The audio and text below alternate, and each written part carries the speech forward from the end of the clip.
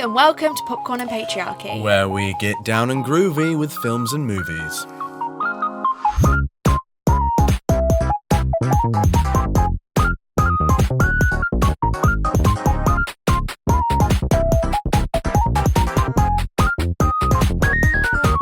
Hello and welcome back to Popcorn and Patriarchy. Welcome back if you're returning. A brand new welcome if you're new, and if you've just somehow found yourself here, thanks for listening.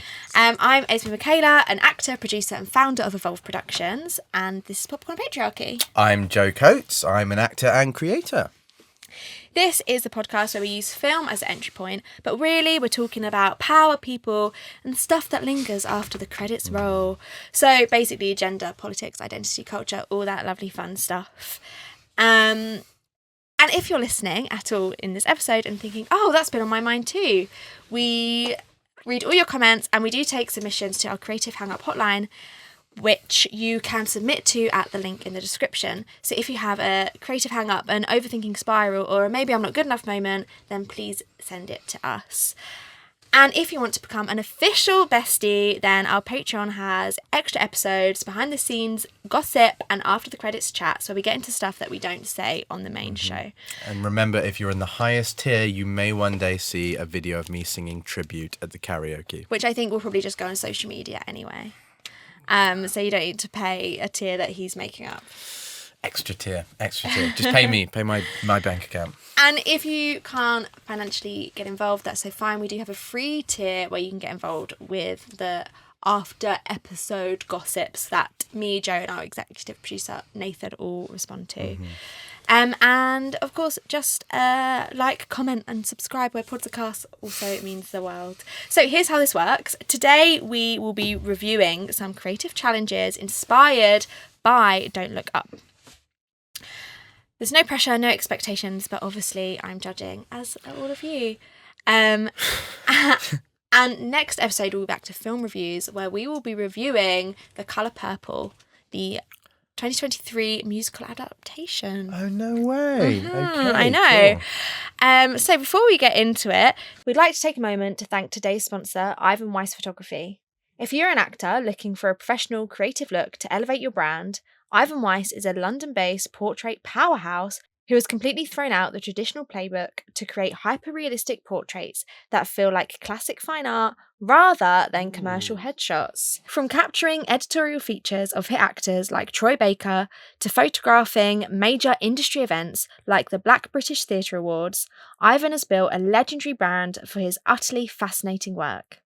His tailored sessions are designed around collaboration, client comfort, and displaying the most authentic version of you through his unique styles.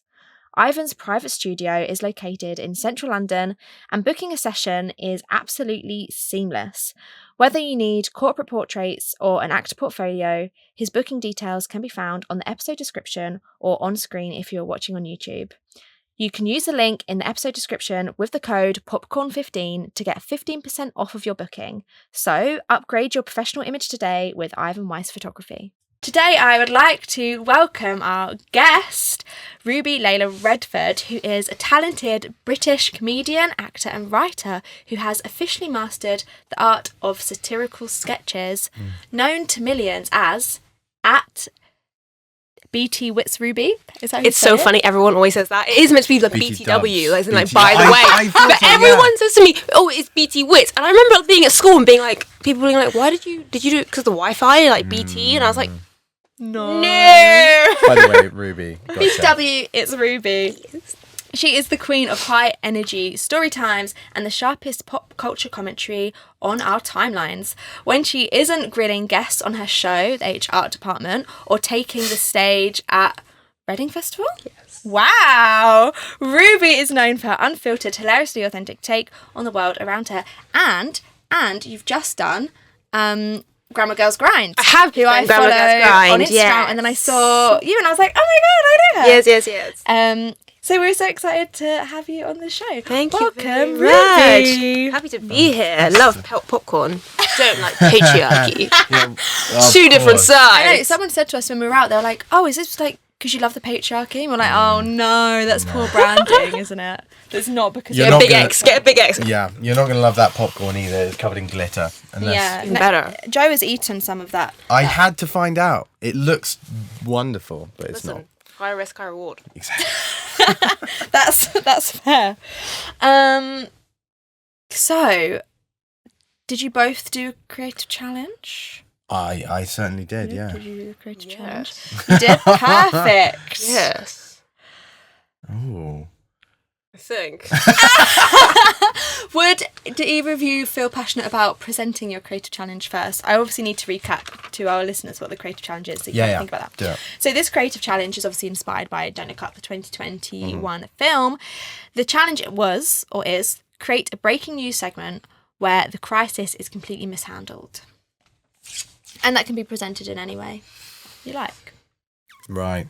Okay. Have you got one to hand, or? I do have one in my head, but I'd love to see yours first. You go But do you first. want a bit more time to think then? Okay. All right. Sure. You can show it however you feel. Okay. All right. Let's just do it. Okay. I've prepared a little segment. Okay. And Do it. do it over there. Hello. Pretend that I'm not here in the news with you. Okay. All right. All right. You can be there. Tell you what. You know what? Do you want to join in? Oh, sure. Do you want to join in? Okay. Can you do a good news readery voice? Yeah. Like a jaunty, upbeat Oh, okay. newscaster, Yeah. okay? Okay. Okay, so you're going to read this little paragraph here. Do you know And can you quickly then put in bold the bits this- you want me to read, because that's not super Yeah, clear. okay. There we go. Look at that. He's got. Highlighted this bit. Do you know how to make and things bold? this bit. Oh. So you can't edit it because we're offline. Can you not? Oh, okay. We're offline. Okay, that's fine. So the So, beginning you bit know, and the yeah, last bit. Yeah. Okay. It's collaborative. Yeah, cool. Hello and good evening. You are listening to Romantic Radio Weekly. Romantic. Oh. Sorry. My bad. Is my voice okay? Yeah, it was brilliant. It's brilliant. Okay. Reset. Hello and good evening. You are listening to Romantic Radio Weekly. Today's top story, ominous rumblings from a mountain near the south coast. Today, and reports of fire and brimstone filling the sky. Is it the end of days or just a smattering of bad summer weather? Clive Cornelius is live on the scene. Good evening, Samantha. Officials here today are continuing to reassure city residents that the nearby mountain producing smoke, fire, and deeply concerning rumblings is nothing out of the ordinary. Authorities say that there is absolutely no need to evacuate, despite what experts are calling an increasingly enthusiastic geological event. Citizens are now encouraged to continue daily activities as normal. Markets remain open, public baths still in operation, and several residents have reportedly stopped panicking long enough to ask if tomorrow's crucifixions will still be going ahead. Meanwhile, one official addresses concerns about the sky turning black at midday, explaining that it is likely just heavy cloud cover with meteoric properties, for which he adds is perfectly normal at this time of years. Local leaders insist that the copious amounts of falling ash is merely temporary airborne dust, and have advised people to stop using phrases like rivers of lava because they are, quote, unnecessarily negative. Residents are advised to stay calm, carry on as usual, and keep praying to the gods that they might avoid being permanently preserved by magma. On a cheerier note, some of the city's younger residents have started to make light of the situation by adopting silly poses so that should they be vaporized and perfectly preserved, they might give future generations a good chuckle. Reporting live, this is Clive Cornelius, Pompeii. Thank you, Clive. That's just as much as we've got time for today. However, before we go, a quick reminder. You can get in touch and let us know any thoughts about today's events at www.romanticradioweekly.com/Mount Vesuvius. That's all from us. Bye-bye. And we're off air. and then we kiss. Yeah. Oh, okay. That's what they do, isn't it? Though they go off air and then they do the naughty stuff. No, yeah, that is what happens. The lights go down, the music plays, and then they just adjust. I Their think it took papers, me and way then too they long kiss. to realise that it was Pompeii. Okay, well that's okay. I was waiting. I was like, wait, what mountain? I felt What's going really on? bad for correcting you right at the start, but like that was it was like really important. I like it was a the crucial romantic distinction. possibility. Yeah, There was tension there. It was fiery. I like that it's rooted in real. Okay. If you know Pompeii was happening now. I actually studied Latin at GCSE. Really? So I have some context about this, some historical context. She's gonna pick Educated some girly. holes. Well, they dropped me from it a few months before because I was going to bring down their grade point average.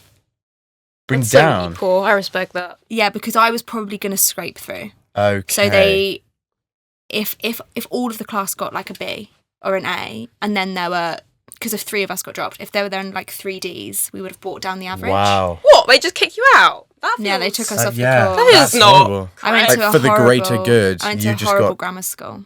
That's terrible. grammar schools. Yeah. So they thought you were a lost cause when it yeah, comes they to did Roman it. They did classics. it with my business GCSE too, and now look at me. Thriving. I know. So they've got diary entries from like a man in his 20s. I think it's Caecilius' nephew. Caecilius was really famous. He's like the main case study. And they've got diary entries from him leaving Pompeii, and he left, he got away. Yeah. And being on the boat and looking back at like the clouds and like essentially like I guess the lava, and talking about how like it's super scary, but like surely it's not that bad. Oh. It is. And I think it's one place that very I would human nature. love to go and see. Like not like love, but I would be so interested to go. It's like it must be haunting. Like to go there. Have you been? Yeah. I went last summer. It was amazing and like not like a wow, this is Yeah. like that. Oh, cool! Look at that. But it was like genuinely insane about, and also how much is preserved. You can tell how Insane. quickly everything Yeah. must have been covered because Yeah. everything is in decent condition. Well, when I had the idea, I did a little bit of research, not as much Okay. as your encyclopedic we're knowledge both of this. experts. You clearly are. So please, absolutely poke proper, contextual holes in it. But like apparently the people there, like the lava didn't even do anything for them. It was like the explosion of just pure heat vaporized all the water in the body instantly, that they would just like the body didn't even have time to react. It just got completely mummified there and then in an instant, which is terrifying. When I was watching Don't Look Up, I thought about Pompeii. Did you? Because of Clearly so did I.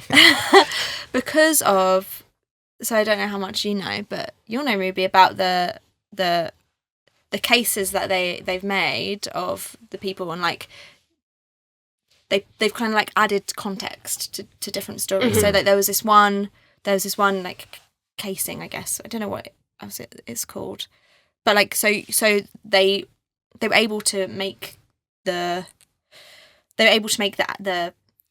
statues of the people the remains because yeah. they filled in the gaps. Wow. So like if everything was covered in dust, but there was like human remains, they were able to fill it in. And there was one of what they've put as a couple, like lying together on a bed, and they'd both taken poison, and they're lying together.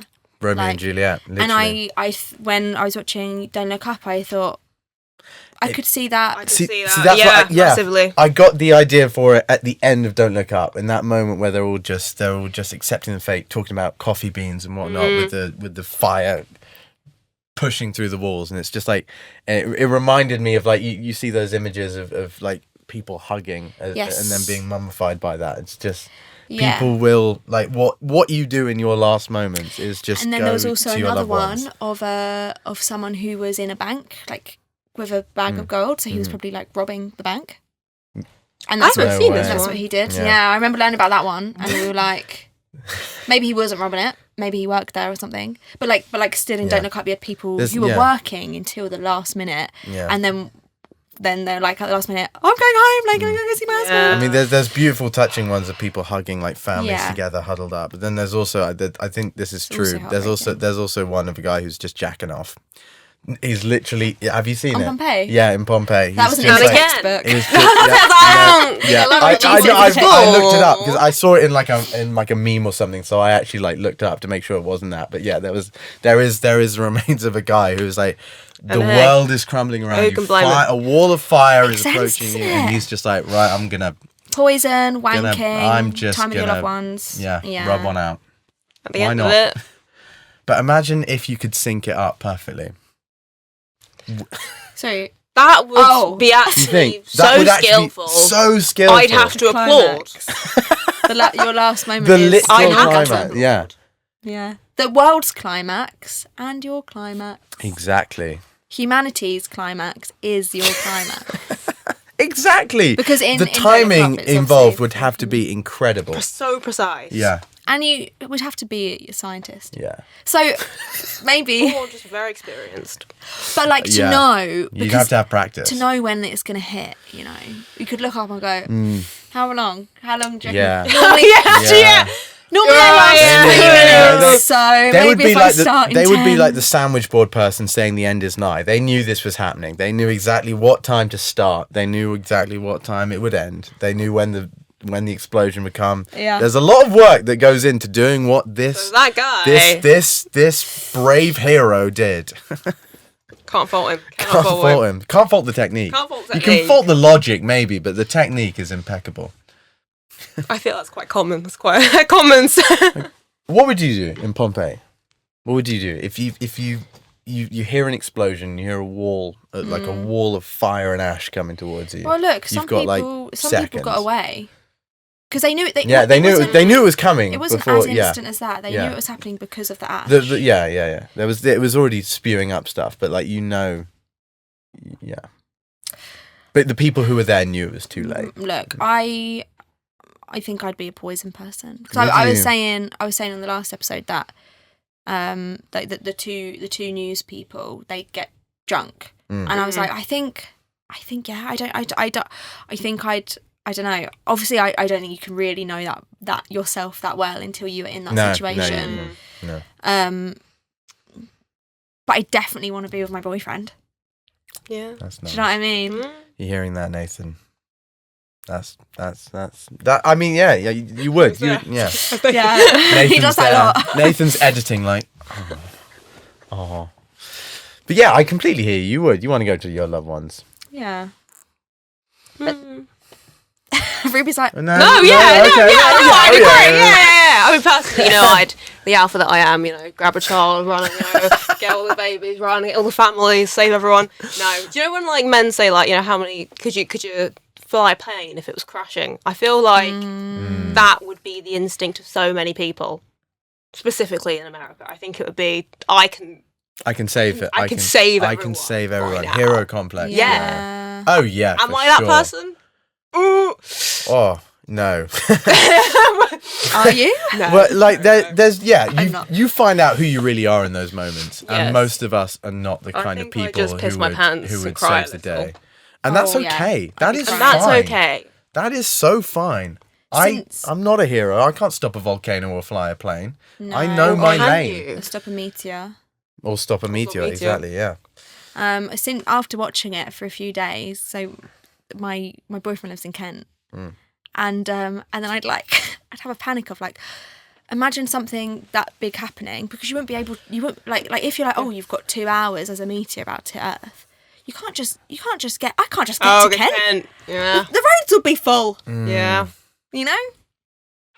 But they have 6 months. They do, but no 14 one days. believes it. And 14 days. Nice. Yeah. You found those. I've watched the movie. You found those specific points. Joe well. just watched a YouTube Yeah. recap this whole time. For all the films we've done. Yeah. That's I why still haven't watched Barbie. Oh no! he has. No, I have. He has. Don't worry. slander We did a yourself. whole You'll segment. get more. Don't get us started so on many Barbie. debates about Barbie. I'm already being called a I simp make because of Barbie. every guy that I dated since the Barbie movie came out, I made them watch it, and if You they made didn't them. like it, Wow. What if they found I'm getting it images funny? of you like holding their eyes open, like Forcefully. Yeah. But like, what do they find it funny? Yeah, like just funny, not Depends. deep. No. Why are you finding it funny? It's fine. I find it funny. In which way? But it's also deep, You isn't tell it? me. Yeah, because Joe found it funny, not deep. Tune in to the podcast. Joe? Yeah, go back, watch episode 1A. Yeah. And 1B. Okay, no, you know what? I had epiphanies in this room. I That's laughed, growth. I laughed and laughed. Exactly. I laughed my heart out. And then when we talked about it, I had realization. Joe is the popcorn, I am the patriarchy. Oh. But like the other But way. like the the other Like way, I open yeah. your eyes. Yeah. I open your eyes. Exactly, to it. yeah. Yeah. Yeah. You splained to me. I like that slogan. I am the patriarchy. Yeah. Should be merged. I am. Because we were talking in the last episode about like the different things that Don't Look Up means and like the different characters of like politics is like one whole Yes. character and then like the media is one whole character and I'd written like Don't denial Look Up is like and, don't yeah. look at the proof, like don't look at what's happening. Yeah. And like how the first time I watched it I was like, oh, global warming.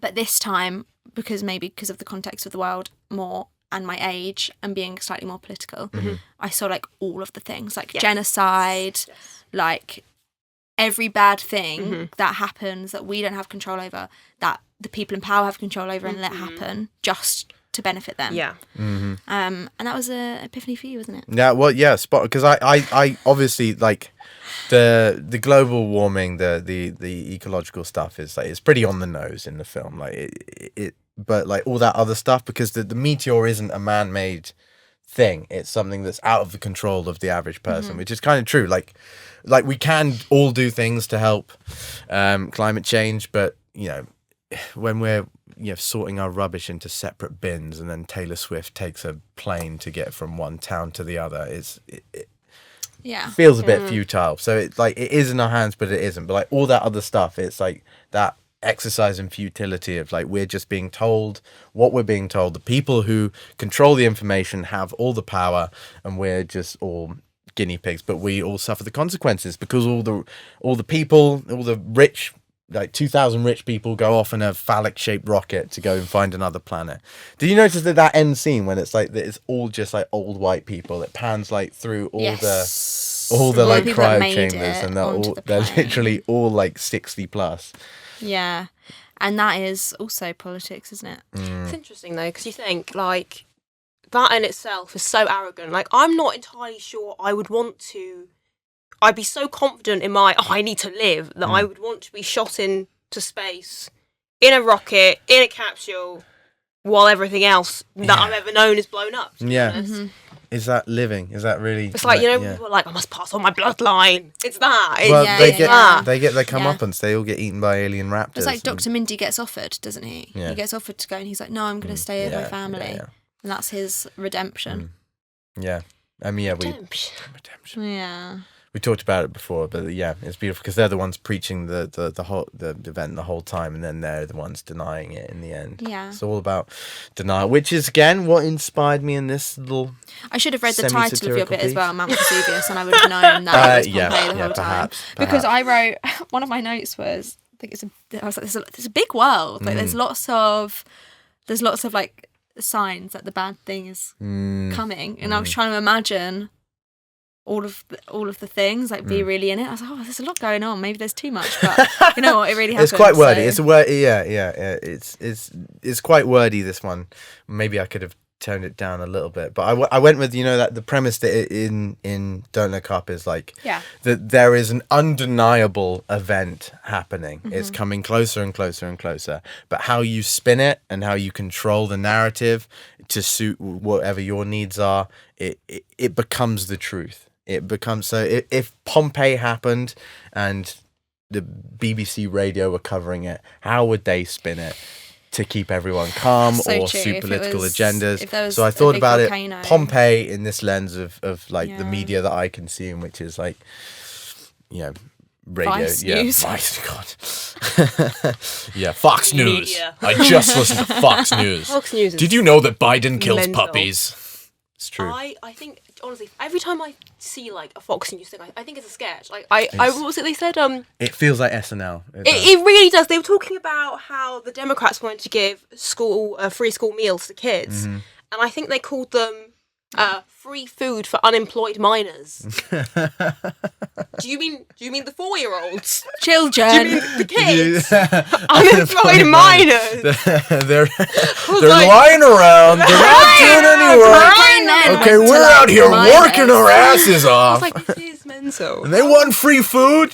How do you keep a straight face while just going? "The unemployed It's not minors"? new. saying It's not it, new. yeah. It's just an entertainment show. The whole country is just a reality TV show. The politics down to the media. It's all just what people want to hear. I agree. UK's falling up close behind. Yeah, I mean we're not doing so great either, but we're not doing so great. Yeah, hope everyone's staying safe and marches and whatnot. But America is a special, and that's what I loved about the film so much. Yeah, it really was just encapsulates such it. a window into America, and it was so silly and Yeah. surreal and ridiculous, but it also wasn't because it's actually pretty close to the truth. Yeah. So that's why I loved it. But, we see it as well. Like the US is so used to being so commercial, and that kind of like just smile. Everyone's really used to it, and I think UK politics wasn't too far behind, but it was a little bit further. But in the past 3 years, ramping up. Yeah, we're getting right in Ramping up. there. Yeah. What's your Mega. argument? I'm hearing mega now. Mega? Yes. England Making great England again. great again. Right, so Mega. if you're Yeah, saying there you go. mega, I've Yeah. seen we mega need to have a hats. chat. Mega hat. What? Yeah. I love it again. When was the first time? You know what though? I've seen During the Empire. We Isn't love it? it. Right, well, Do you want this country? Oh, good. I'll have it then. the mega hats that I've seen are still red, but really they should be blue. blue. Do you know, But I've that's seen the red other mega thing hats. as well. Like, Blue's too show. Scottish. not No. even thinking about it. Blue's It's like, blue's right here, Blue's isn't right, it? innit? Whereas Or- red is right in America. Yeah. well, Nigel Farage getting all those colours in on his tie. Whereas MAGA's red because it's Republican. It's literally like it's so binary there. It's this or that, but actually they're basically both the same thing. There's no such thing as a left-wing party. It's just right-wing and right-wing. But Yeah. but the only thing they have that's different is their colour. So it's red or blue. That is That's all the genuinely- difference that needs to be. Yeah. Well, those I don't know if either of you will have this answer. Maybe Ruby, you reach out. could Google if neither of us have the answer. But obviously we've got in both England and America, our main parties are red and blue, Yeah. and our flags, both our flags are red, blue, and white. Is that because of were the main party colours picked because of like patriotism? Or Probably. Yeah. Probably. I think so, right? I was Because about to something. White Getting to the party, but that important doesn't sound good. No. Well, There's been one of them. you- One or two of them already, I think. There is a background. because in Don't Look Up, I noticed that like all of her suits were either red or blue. Yeah. And at first I was like, oh, it's parties, and then I was like, maybe it's the flag, or maybe it's they just don't want to.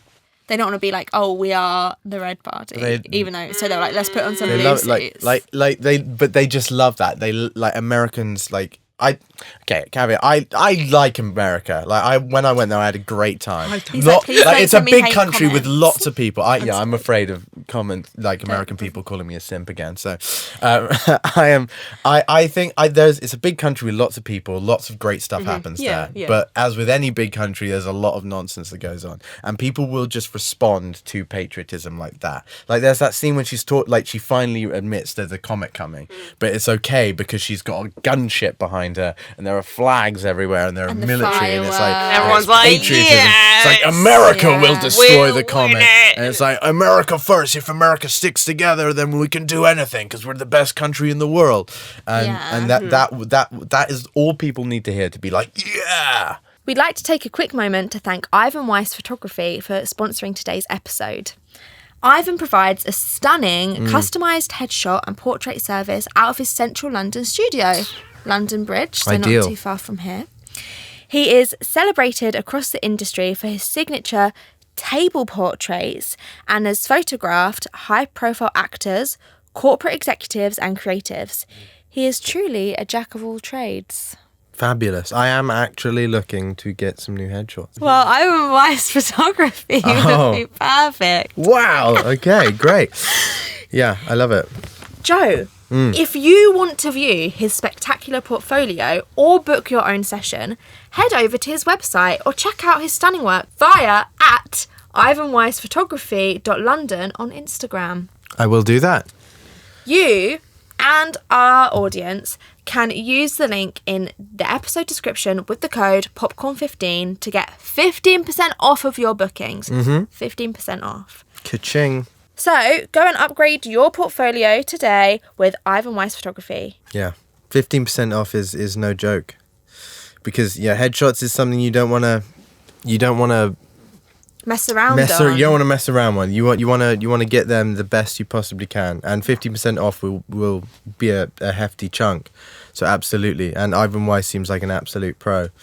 Yeah, and I love the bit that I said in the intro of representing you rather than it being this one style fits all actor. Yeah. I mean, your search for a headshot photographer, it is personal. It's to your taste and what you like, but always go with the pros that have been there, done that, know what that is, and Ivan Weiss is certainly that. So yeah, hop on it, guys. Now back to the conversation. Woo! Would you like to do your creative challenge? I took this as more of mine isn't as long. Doesn't need to be. Cool. Like a little headline. But before we start on yours, do you have any? Sorry to go back to me, but do you have any comments? I might do both at the same time. Oh, you're gonna do the same? Okay, cool, fine. Keep me on edge. All good. I'm edging you. You're edging me. So that you can climax at the end right of the world. Right at the end of the world. Right to the edge of the world. Right. Not really, Nathan, I promise. Hey, look. Me and Nathan are open people. There we go. You heard it here first. Okay. Today's news. SNL cast member Hamid Animation is rushed to hospital after passing out with exhaustion live on stage, saying the words, "Can't we hire just one more?" The incident took place after he participated in a Top Boy themed sketch where he was expected to play every character. Production released the statement, "Sincerely, it's the only way. We can't do blackface. Yet." So I went a bit of a different route. Great, yeah. That's fantastic. It was more mocking. I just love when something awful happens and they're like, "No, guys," and then they just bring this completely ridiculous, it's because we can't do this. Yeah, they just double down. We had to do this because otherwise Look at this. it'd be so much worse. Like, you could do. I love that. It's not like I was gonna make another apocalypse reference, but I talk about the apocalypse too much. You love the apocalypse, don't you? Love the We talked about zombie apocalypses before, but I think we've spoken about apocalypse in every episode. Barbie apocalypse. We always end up there. We always end up there. I was gonna say it's like when someone will shoot someone and they'll be like, "Oh well, you shot me, so you pulled a gun on me, so I'm gonna pull a gun on you." But it's like great. It's always just doubling down on the bad thing. It's like, guys, listen, what we did was bad. But it could be. But it could be worse. So much worse. But imagine if there were no guns. Yeah. What would you do? Not Believe it. It's like, do you think any other countries have figured out how to have no guns? I absolutely just love the visualization of a huge meeting room and the president standing up and doing this whole speech on how sad he is about children getting shot down in schools, and someone's just like, "Hear me out." Crazy idea. We could stop me if I'm going too far. Yeah. We could ban guns, and he just gets thrown out of the room. It's like, you make me sick. That's disgusting. What about my guns. freedom? Okay, are we living in communist Russia all of a sudden? Honestly, it is hilarious. You quite like this actually. When I went to visit America, you won't like it, but you'll like the colour. When I went to visit America, my girlfriend at the time, her mum showed me. She went into a bedside table and pulled out a pink case, opened it up, and there was a pink handgun, sparkly pink that will Glock, get me. just full on. She was like, "Yeah, it just makes me feel really safe."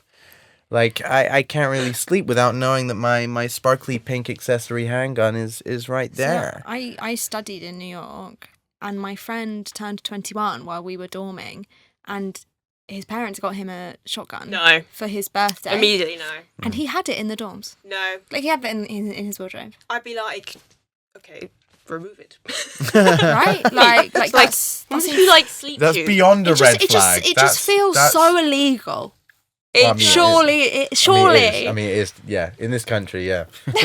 It's so bizarre, the obsession of it makes me safer. It's like, and I love when like Americans go like, well, you guys over the pond should, focus on your stabbings. It's like, okay, to stab somebody, you've got to be like to stab a room full of people. It takes actually. You need some athleticism. You need to be. It's almost like fair play. Logical. It's almost. You've got to have training. Yeah. But do you know what I mean? You've got that actually is quite hard to do. Whereas if you gave a 5-year-old a machine gun, yeah, you could. See, this is what I don't understand. Okay, all right. It's one thing having a pink handgun with a 6 caliber pink handgun, like with 10 bullets, whatever. Oh, that's one thing. But like, you can privately own an automatic machine gun that is made for no other purpose than gunning down as many people in as short amount of time as there is. That is the only purpose for it. Why do you need that to feel safe? What about when the people break in? you need to all blast the them away with a shotgun that could blow a hole in an elephant. That's how I feel safe. Mental. It is just mental. Again, though, I do feel it's that like. And it's the same with the film. There's like a swig of like arrogance, which just I feel flows through. Yeah. I don't want to say the country, but you know, it's beautifully unself-aware arrogance, and but then I think that comes back to the thing of not wanting to be aware. Like it's easier to, and we put some of the backlash of the film down to that. Like we as like humanity really don't want to know always about the bad stuff. It is easier to go, oh, well, it's not happening to me. Yeah, and I think we've always been like that massively. Otherwise, it's two people. Can't hack it. Yeah, I was saying on when we were reviewing the film, like I didn't know when I first watched it how much hate it got. It got so much hate. And so I was like, why? I didn't. Wait, did it? It got so much, like loads. I of know people Jennifer Lawrence got a bit of hate. But people hate it. People was like, it was rubbish satire. Yeah, I don't understand why. She was great. The only thing I would say about her is she like, maybe because I know her, she's supposed to be like 18. Well, no, I know of her. Yeah, we're like that. No, I don't think she was giving 18. She was doing a PhD. Yeah. I don't think you can do a PhD at 18. Oh, can you? Because you have to do a PhD after you've got your degree. Okay, that's fine then. But I thought she was like supposed to be really young, but she kind of did. She does look really young. But I think she was meant to be in her 20s. Oh, okay, fine. So, what was both of for your creative challenges, your creative process? Like, when you first read the challenge or were given the challenge, like, what were your thoughts? How did you go about creating the pieces that you made? Well, I saw how like the news presented English. I saw how the news presenters showed themselves and how they twisted certain things and tried to make things, sound not as bad. I mean, in the movie it was a little bit more extreme. They blatantly just went, the world's ending, But I wanted to make it a bit more relevant to what was happening nowadays. I feel like there is so much politically happening. And I was like, get something that's like maybe a bit light-hearted, but also a little bit, and try and present it in the way they did. I really love just the constant smiles, and then when they're sincere, they're like, and then they're like, oh yeah, really, I hear you, as the president says, like, and she goes like, I hear you, I'm with you. I smoke as well. Yeah, I'm a so sincere, and it's this like fraud, this false sincerity. There's a scene with Jonah Hill where he's trying to be like really down, like he leans down, he's like it's like, it's us, we're the really cool rich people, and it's you're like the workers, the poor guys that make it all happen, and we're together, us and you. And then there's them, and it's just this constant weird sort of pandering. Yeah. What was your? Where did you go? So I thought of the idea of Pompeii after the end, like that idea of like the more what will you do in your last moments kind of thing. And I thought about the people getting basically mummified by a volcano, and I thought, like, what if that happened today? How would it be politicized, and how would people try and spin that? So I wrote a little something down. Originally when in the recording I made of it, because I was gonna record it, but then I was thought, might as well do it live, and we can put some parts into it. I did a Scottish accent for the newsreader in the middle there. Oh, it's a shame you didn't do it live. Well, I'll send it to Nathan. He can do whatever he wants with that. So I spent most of the time trying to perfect a Scottish accent, but I don't think I ever did. But in terms of the scene, I just tried to lean into that satirical, but more sort of English, because we do this. We've been bashing America, but our media does the same thing. I agree. It does do the same thing. It does the same thing, but it does it with a stiff upper lip and they keep less the smiling and starch less laughter, but it's all the same thing. So I thought, well, let's do something inherently. I think British. it's quite nice having obviously one about Pompeii, which is so long ago, and one about SNL, which is brand new and right now. SNL, I'm sorry, please cast me. I can be the one more. We'll at SNL when we clip it.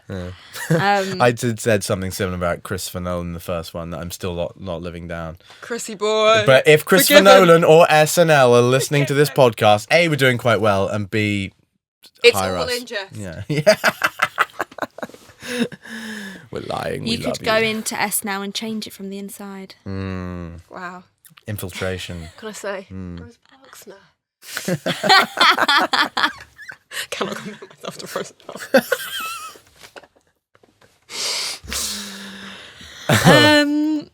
And did either of you have any? So I mean, you both create a lot, but like maybe not with this one, but like just with when you get like it's not like a pitch. What's it called? What is the word that I'm looking for? Like a brief. Yeah, brief. Yeah. When you get your brief, what kind of like goes through you, like emotionally, mentally, feelings wise? I think usually if someone says like, oh, I want a comedy sketch or something comical about this. Here's okay. Let's for example, a spoon. I just kind of make like a mind map in my mind, or actually, to be fair, and on paper, and write down quite literally anything, even if it's not funny, anything to do with the topic whatsoever, and then also what the other things have to do with those topics. Because usually, and sometimes I get my family members to do the same thing, and then I compare to see what we both thought of, because no one is original. No. Everything's derivative. Everything is just something. We all think the exact same way. I can't tell you how many jokes I have made, and then I'll go on TikTok and like Munya's made like the exact same one 10 seconds before me, and like I can't post it. Like we all think the exact same way, and the funniest bits of comedy is like the thing that everyone is thinking but no one says. Yeah. And it can be sometimes hard to figure out what that is, because if you're not saying it or you don't pick up on it, then you're not going to write it down. So having it on paper and seeing what everyone else thinks, you can be like, oh, 6 people have said this weirdly. Maybe everyone's thinking. Absolutely. That's really interesting. Like I don't write things down ever. I've never been a literate person, to be honest. But like, I'm terrified of the blank canvas of like the immeasurable possibilities of what you could be doing. So it takes me a while to come up with that first idea, and I think that is a good way to do it. I think there's a lot of like not scorn, but like of repeating things. So if I'm looking for ideas, I will like watch or listen to some of the stuff that I love. Like I love particular sketch shows. I'm a big fan of like Mitchell and Webb and the stuff they do, and there's loads of little really, really unique sketches, but like you can not steal, but like take ideas and make it your own. Like have an idea that they've used for one topic and see if you can spin it for that. And that's okay. And then also what you said about getting your friends and family involved, why not bounce off other people? That's how you find things out that you've never thought of. Yes, I think I like to just think like I'm never the funniest one in the room. Like, I walk into a room, I'm fully aware, or even if I do think I'm the funniest in the room, so I'm not the funniest one in the room because everybody else sees everything from a different point of view, and that's where you're going to get the most comedy. Funny is just subjective. It's just subjective, and as well, if you're writing as a comedian, like, things can get a bit repetitive because everything's in your style. It's nice to have another twist on it or something that you won't see. I also think, like, with comedy especially, just don't take it so seriously. No. Like, just, like, if you're making yourself laugh, you're doing something, right? Like, is that, like, if you're the only person you're making laugh, then, maybe switch it up. But like, that is a good place to start. Just, like, find something you find silly or funny. Have a joke with a friend. Just, just a conversation with a friend. Be like, oh, there's something in that. Write it down as an idea. Massively. Then you can move with it. So don't take it so seriously, I think. I think I hear the Creative Hangup Hotline. Ring, ring, ring, ring. Ring, ring, ring, ring. Is it my film? No. Ring, ring, ring, ring. I love this song. Hello, this is the Creative Hangup Hotline. Okay, so we've got another one that isn't going to be played out loud, so I'm going to read it out. How do you avoid creative and physical burnout when working on a project? So now we can discuss it. How do you avoid creative and physical burnout when working on a project? We've talked a bit about something similar, burnout, before, haven't we? Yeah. It's tricky. The answer is, I don't. You can't avoid it. And you just have to work through it sometimes. I think, especially when a project is so long. Usually the bigger project, and also, like, a lot of, like, first projects, especially, like, where we are now and, like, our age, we're kind of in the stages of, well, I don't know if you're, I feel like we're in the stages of just trying to create as much as we can, like, putting all our heart and soul into it. But it can take a bit of time, and, like, 6 months in, it is a bit like, love the idea still, but, like... And if it's not taking a bit of time and energy, then something's not right. I agree. I agree. So how do you work through burnout? If that's if you don't think it can be avoided, how do you, when you do get those feelings? I watch TV. I think it is important to separate work and personal life, which is really hard, especially if you're creative, because I'm saying they meld. I'm like, I don't do it. Like, I think it's very hard. It's probably good to have 2 different rooms. Like, I do a lot of work in my bedroom, like at my desk, which is a big no, which I'm discovering now. I definitely think getting out and just going to a cafe, or, like, I don't know, even the park, just anywhere, just a new environment, it just spruces you up a little bit. We've talked about that physical environment where you're doing it as well. Not working in bed. I also think absolutely, but I also think, like, remember why you're doing it. Yes. And, like, if you're tired because of you're doing something you want to be doing, that is a good thing. I agree. Enjoy that tiredness afterwards. Once you've done it, it will feel so good. You're like, that feeling when you haven't feel like you've done enough in a week, so you shouldn't be enjoying your free time. I get that so much. And then as soon as I do something, as soon as I, like, get that impetus to go and get something done, it's like all of a sudden I can actually enjoy my free time. And then I think that's a great way to avoid burnout, of, like, actually making sure that you do still have that time to yourself, like, whatever that thing is that you enjoy that isn't work, like, whatever it is, whether it's going for a walk or going to karaoke, or, like, but doing that, even if it's small, if it's not, even if it doesn't take up the majority of your week, making sure you still do those things. So then when the times do come, and we spoke about this before, like, there are going to be times when more hours are required.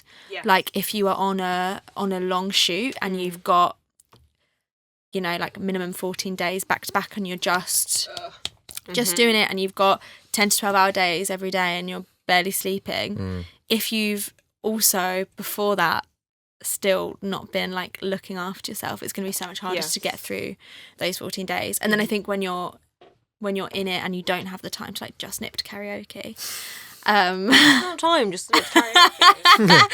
Then like, what? I do think, remembering, like, sometimes I'll feel I think I've been burnt out recently, And then I just really try and remember, like, what a silly thing I'm doing.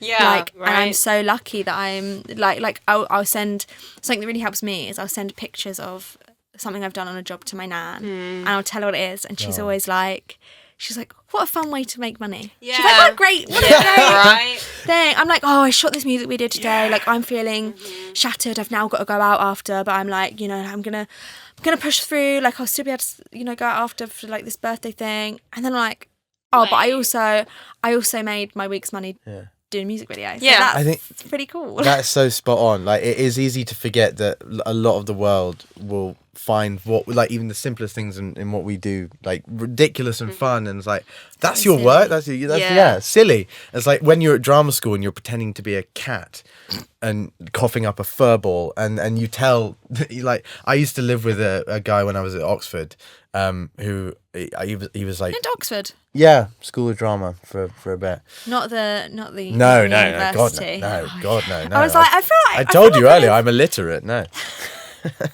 I feel like I missed something there, you know. Yeah. I'm I back. stayed with this lovely fellow when I was in Oxford, and I would just come home and I would tell him about my day, and he was like a scientist, so he like two completely separate words of like analytical and pretending to be a cat, and I would tell him about my day, and he would just be like, wow, and then he would like be like, how much are you paying for this again? I was like, I'm paying a lot of money for this silly thing. Yeah, actually, yeah. Yeah, I think But it's just, like we said earlier, it's not that serious. It's definitely great when you earn money, but even when you're not earning money, there is still so much great in it. like I think that there is not enough money in the arts, and that you know, everyone. There shouldn't be a reason why we can't earn money. But that's a whole other thing. But I think even then, finding the joy in it. On our some of our Patreon content that we shot earlier, I read out a text that I got from my best friend when I was like 14, after listening to our first episode, which released, and saying that he remembers talking with me being like a teenager about like our hopes and dreams, and that I'm like making younger me proud. So and I was cute, like, oh yeah, like really thinking of that, thinking of like the times when I'm feeling like, oh, what have I done? Like sometimes I'll wake up and I'll have dreamt about being 17, and I'll wake up thinking that I'm about to do my A-levels, and then I have a moment of like, what have I done for 10 years? Like, what am I doing? But like subverting that and being like, oh, actually, like I've done all the things that I wanted to do, really. Or some of them, maybe 80% of them. Yeah, well, that's a good figure. That's a good figure, I think. It's just, you know, have fun, be silly. Yeah, for sure, yeah. And I think that Take avoids burnout podcast too. off now as well. Yeah, podcast was always on my list. Yeah, mine too. Yeah. Take a walk. Yeah, walking. Nah, it's too much. Yeah. So this is the problem I get it. I literally go to my front door and go, am I going to do this? Yeah. But you should. You should. It's like walking every evening. Yeah, walking after dinner. if you can I'm jog, loving it. anything like a bit of like not movement. jog. But if Just a you walk. but if you've been doing okay, fair enough. But if you've been doing something so thinky, like, but it's just as exhausting as that exercise. If you've been doing something so thinky, like you're stressing about it, it's all very intellectual, and you feel exhausted, and you can fall, like your brain can fall asleep. Go for a run, or just a little, or like a walk, or move a bit, just to get your body to catch up, and you will feel. Take that down a bit to just I had a move. visceral reaction to run. I was like, Oh what? yeah, okay. I have go a for reminder a in move. my phone at 11 a.m, which I march on the spot. Like a minute. I was jumping, but I get chronic pain from potentially endometriosis and PCOS, and I was getting more pain. So then I looked into like the types of movement that you should do with those things, and marching on the spot, like big marching like this. I did it for like a minute to 3 minutes. This, actually. It's just really good, and I'm like, wow. I try and look out the window while I'm doing it, and So it's like you're going somewhere. and it's like I'm not. You know, I don't necessarily But have you're the time. I don't have the time to do a walk in the middle of the day, but I can do 3 minutes march on the spot, pretending I'm out there. Yeah. Feeling the sun on my face through the window. It's getting sunnier nowadays. Absolutely. Yeah. You could do it with And the movement really helps with You the. should get like a VR headset, and then you can really be going. Feel that reduces. It's All the point. Don't look at your phone. That's probably It's like counterproductive. VR, Yeah. Strap a phone to your face. Yes. VR freaks me out. Yeah. right? Have you seen, Yeah. there's a video of like a family at Christmas or something, and it's like a mum trying a VR headset, and then she just bends and dives and just smashes into the Face floor. plants. It's kind I'm of like, brilliant. wow, you've got to really believe it, haven't you? Like, I've Guys, never had it, so I don't know. buy VR headsets for your grandparents. Which is what I'm hearing. It's magic to them. No, God, no. Okay, so I will. I'll wrap us up. I'll wrap us up as a nice big present. My present is the outro. Am I a pretty present? No. No. Ah. Bit harsh. Oh, yeah. No, God, really? No, shut up. Wait till Christmas. Sorry. And that's a wrap on this week's episode of Popcorn and Patriarchy. If you made it this far through more references of the apocalypse, then thank you.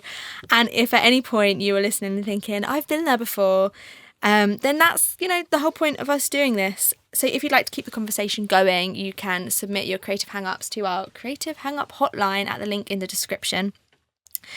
And if you're not quite ready to leave us yet, we do have our Patreon with exclusive content such as Real Talk, our pre-shoot chat, Kernels of Truth, our Q&A segment, and post-shoot live streams, right? And you can even get involved with our free tier for our post-episode gossips. This has been an Evolve Productions podcast. Thank you to everyone who helps make this happen. Thank you to our special guest today, Of course. Ruby. I had such a lovely time. Thank you for Where having me. can people find you? I know we've gone over it at the beginning. They can but- find me at rubylaylaredford.com. And BTW, it's Ruby on social media. Perfect. Yes. And thank you to Joe. Oh, thanks. I think that's the first time I've thanked you. Yeah, that is, yeah. You're Joe. welcome. Last time, how many episodes are we in?